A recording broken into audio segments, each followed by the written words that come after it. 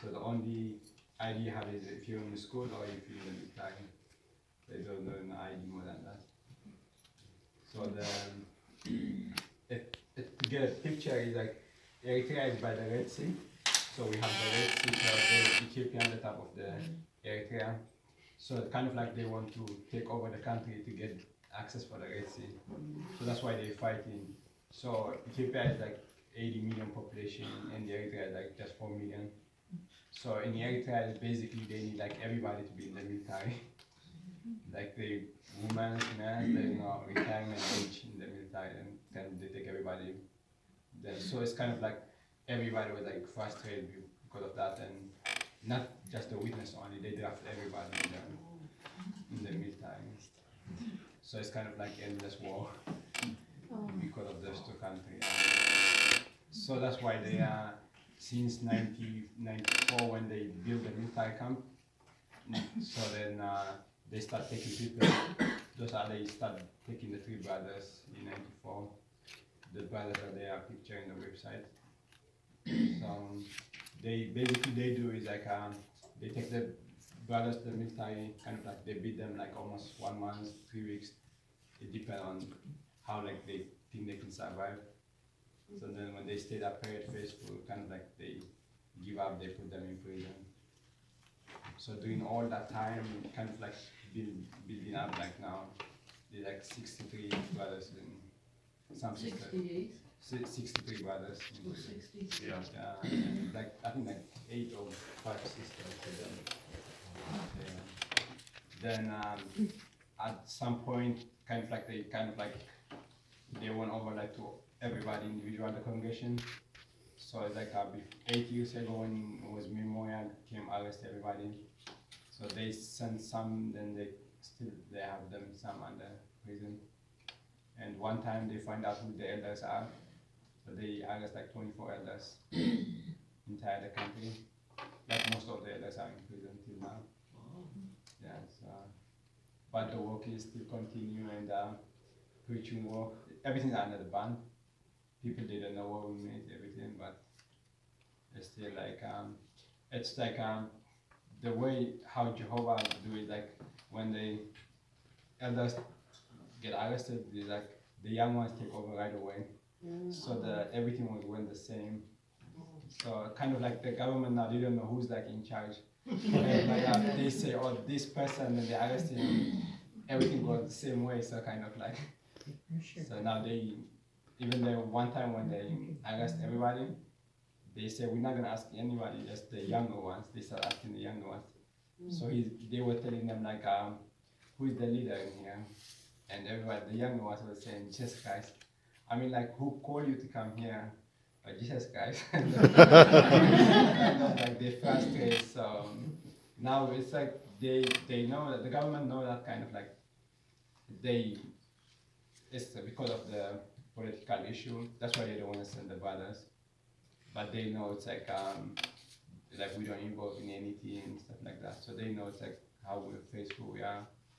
It's kind of even like now it's the elders, like the 24 elders, they put them in a very hard place, and most of them are 60, 70, and one is like 81.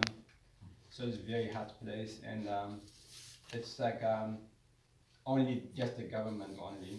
They don't like the witness, but all the prisoner guards, everybody, kind of they have the brothers. So then sometimes we call them and I will send them money, then they go to the prison guards, they have them, and they have a tablet. They let them use like they everything is update. They see the JW broadcast, everything in prison.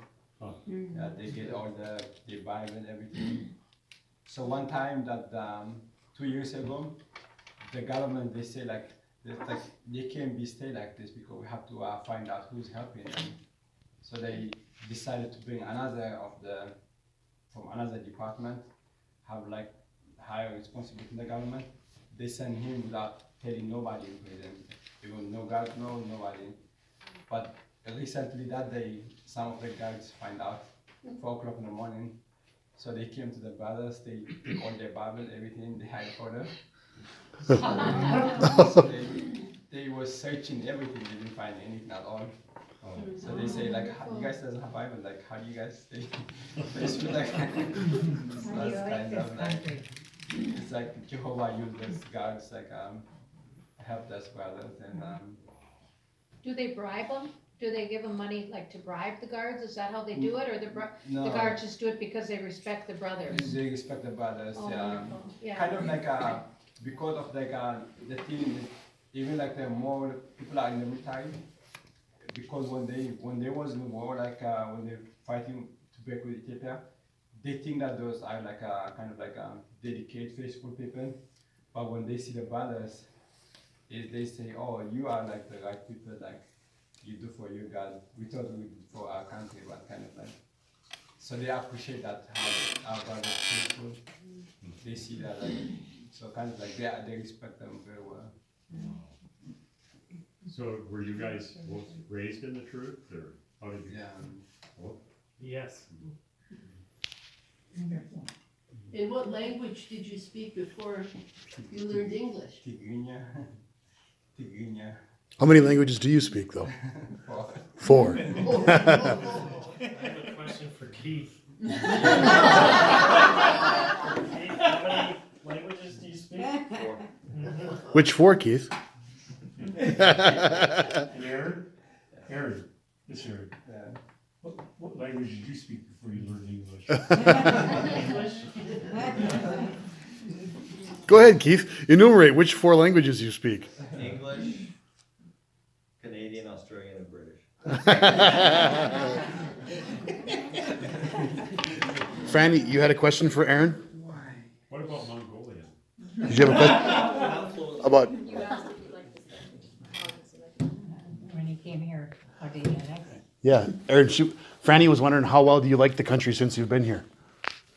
It's good. Like my main thing that I like is like because we was under the ban for so many years, so we all like pray like for freedom of worship. So it's like you pray to be free. You know that another country brothers are free, but you don't know what we look like when you get a freedom. So when we came here, it's very nice. Like you see, like it's not like you go to the Kingdom Hall freely, nobody touch you. It's like the association had you have with the friends, everything. It give you like a big picture what freedom is like to worship Jehovah. I think it's like things will change.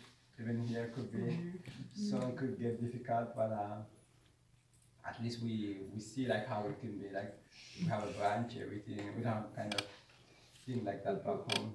Everything is like under the ban.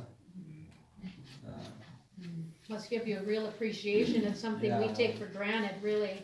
It's But very- then you remind us of that it's not anything to be taken for granted. Yeah. So how do you preach in banned countries? How do you preach in your country? It's kind of like we go like bus stop, we go like straight, but you don't basically like talk directly to people. You talk to them like about like anything, and after that, if you feel like you're gonna preach to them, be safe, and then that's how you are preaching. One time actually we were doing me and brother, we taking a turn preaching. So when I came to my turn, there's a guy like was like standing in the corner. I was almost to say hi to him, and his radio, he worked for a government. His radio started beeping. So Oh. I was like, oh, okay. Never mind. There's two brothers. It happens sometimes. Like there's two brothers that the one is still in prison. So they was doing like house to house. Like they didn't recommend that, but kind of like they want to try it. So they knocked one general house. So he kind of like took them to the prison right away. So we try to use like the arrangement that they tell us like not to like approaching the people. But they kind of like you preach like family member, friends, or your co-workers when you know them, because they know like you are a witness if you know them very well. So kind of like that. Are the witnesses the only ones that refuse military Yeah, only the witness. Yeah. stand alone?